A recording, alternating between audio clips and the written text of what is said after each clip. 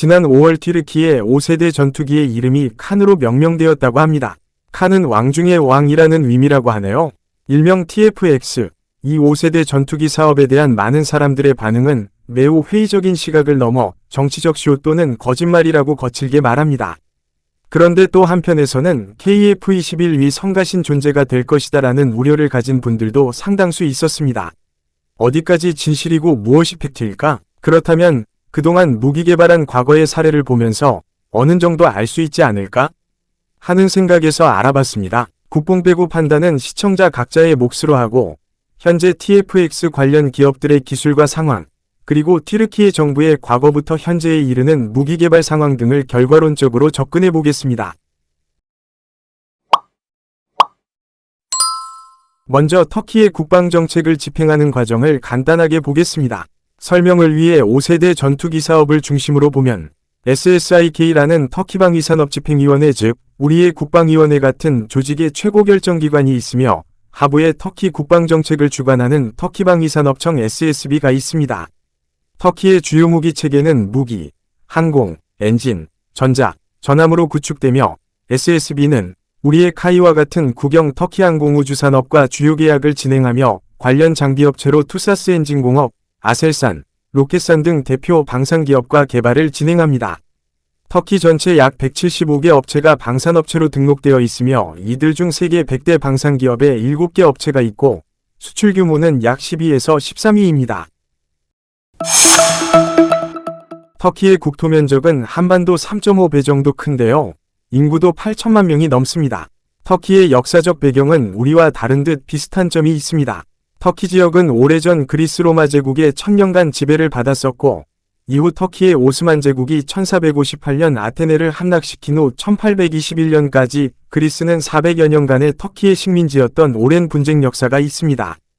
양국은 같은 나토 회원이지만 현재까지 심각한 영토 분쟁과 군사적 갈등으로 군비 경쟁을 하고 있습니다. 또한 터키는 옛 쿠르드 영토가 포함되어 있어 국민의 15에서 20% 정도가 쿠르드족입니다. 터키 정부가 테러단체로 규정한 자국 내 쿠르드 분리독립 조직인 PKK와 연계된 북부 이라크와 시리아 쿠르드 단체 YPG에 대한 국경을 넘어서까지 군사적 공격을 하고 있습니다. 이제 터키가 현재 지금 육성하고 있는 국방산업과 대표적인 무기체계에 대해 부문별로 알아보도록 하겠습니다. 먼저 제공권 장악을 위한 헬기 프로젝트인데요. 헬기 개발의 목표는 미국 보잉사의 아파치급 헬기에 대한 생산 및 자체 조달입니다. 모든 터키의 국방산업에서 그렇듯이 목표를 실현하기 위해 핵심 부문과 관련된 해외 방산업체의 모델을 복수 또는 단수로 선정합니다. 공동개발 형태로 자체 조립 과정과 기술 참여부터 시작하며 기본적으로 면허 생산과 해외 판매에 대한 권리를 전제 조건으로 요구합니다.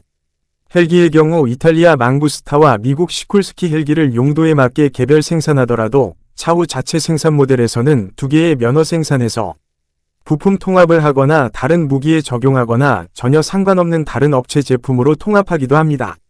터키 방사청 SSB에서 항공우주산업 타이에 발주한 T129 아탁 공격용 헬리콥터입니다. 다기능 전천후 공격 헬기로서 이탈리아 아구스타 업체의 A129 망구스타 플랫폼을 그대로 사용하고 영미 합작의 LHTC CTS800 쌍발 엔진으로 투사스에서 조립하여 면허 생산합니다. 영국, 이탈리아를 제외한 지역에 판매권을 획득했습니다.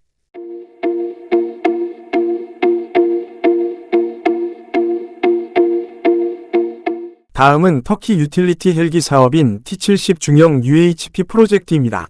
미국 시코스키 에어크래프트의 S-70I 블랙호크 플랫폼을 그대로 사용하여 10년간 109대를 생산하는 총 35억 달러 프로젝트입니다.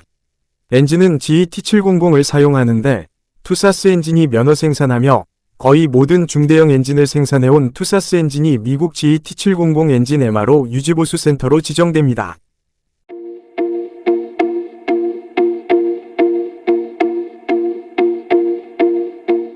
터키는 이 기종을 국산화하여 10여 종의 용도별 유틸리티로 생산할 계획입니다.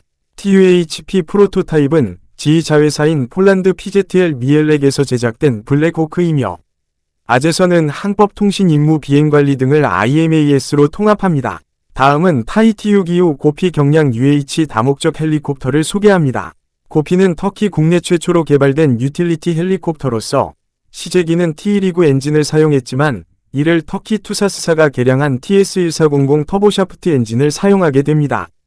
2023년 4월 19일 TS1400 국산 엔진으로 공개 비행을 진행했습니다. 먼저 터키 헌병대에 세대가 인도될 예정입니다.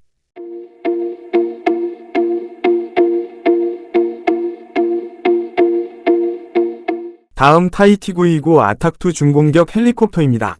처음에는 T-70으로 개발된 GE T-700 엔진을 사용하려 했으나 미국의 터키 무기 수출 제한으로 2500마력 우크라이나 모터 C치 TV3 117 엔진 2개를 적용하여 개발되며 보잉 AH-64 아파치급으로 육군 및 해군용으로 개발됩니다. 2023년 4월 28일 TV3 117 엔진을 장착한 프로토타입의 첫 비행 테스트가 성공했습니다.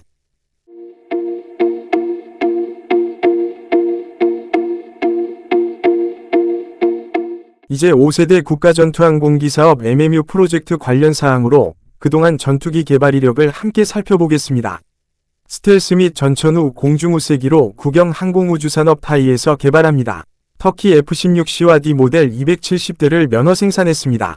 1987년부터 시작되었으며 터키는 전세계 F-16 면허 생산 가능한 5개 국가 중 하나로 국영 항공우주산업 타이에서 생산되었습니다. 터키에서 F-16C와 D 모델 45대를 면허 생산으로 이집트에 수출했습니다.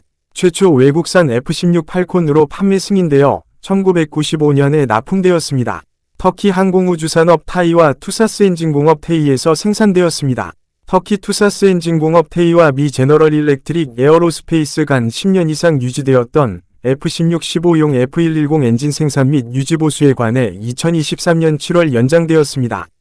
이로써 지속적인 F-16 MRO 면허 생산 및 중동지역 국가 유지보수 지정사업이 진행됩니다. 터키 허커스 훈련 및 공격기 프로젝트는 단발 터보프롭 2인승 항공기로 2013년 완료되어 유럽항공안전청 EASA로부터 CS-23 검증 유형 인증서를 획득했습니다.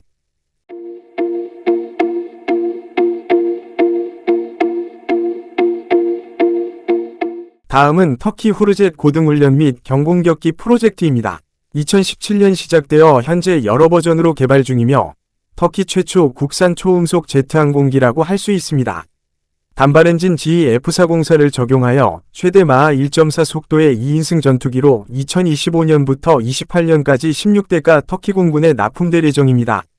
우리나라 TA-50과 FA-50급 정도의 전투기입니다.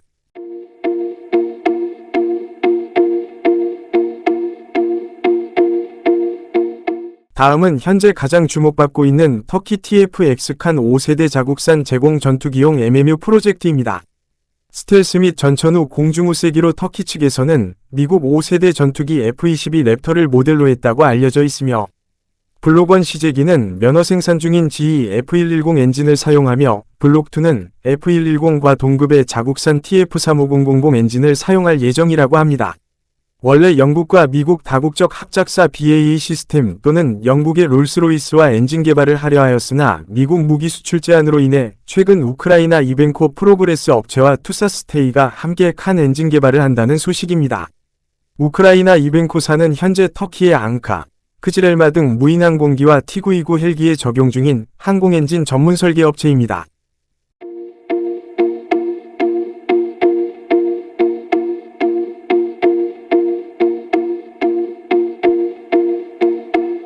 다음은 터키 군현대와 전반에 관한 무기에 대해 알아보겠습니다.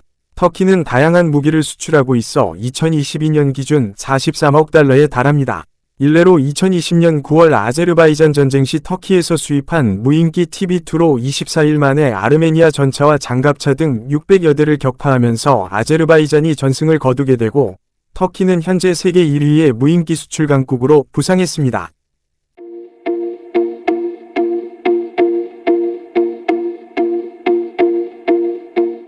터키 첫 경항모 아나돌루는 2023년 진수한 27,000톤급 강습상륙함으로 병력 1,400명, F-35B 10대와 중형 헬기 12대가 운용 가능합니다.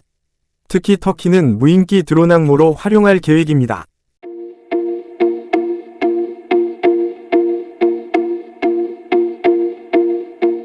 터키 A사 레이더 개발은 군통신 시스템 통합, 방공 레이더, 전자전투장비 등 군용 항전장비 전문 업체로 세계 48위 방위사 업체인 아셀산에서 뮤라드 A사를 개발했습니다. 터키는 능동형 A사 레이더를 칸 5세대 전투기 이외에 무인기와 구축함에도 장착을 준비하고 있습니다.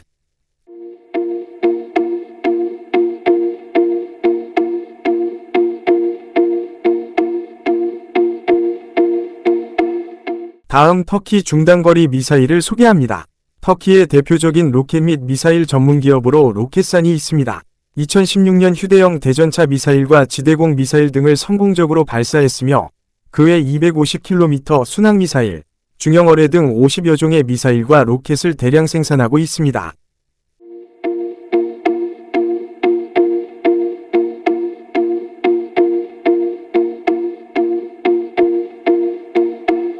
터키 무기 중 서방 세계에서 인정하는 무기는 무인항공기와 미사일 등을 들 수 있는데요. 터키의 무기 개발에 있어 강점을 들어본다면 무기 개발 체계가 우리와 다릅니다. 소위 중첩 개발 방식으로 성능 개량 버전을 동시에 1에서 2년 내 완성하는 형태라 할 수 있습니다. TB2 무인기도 개발하는데 2년 8개월 소요되었다고 합니다. 국내도 신속무기 획득이라는 시스템이 있지만 대부분 순차 방식으로 진행하는 것으로 타당성 보사부터 70개의 전력화 평가를 거치기 때문에 시간 소요가 많이 걸립니다. 국산 무기는 완성도가 높지만 속도가 중요한 미래 무기 개발에는 재고할 필요가 있습니다.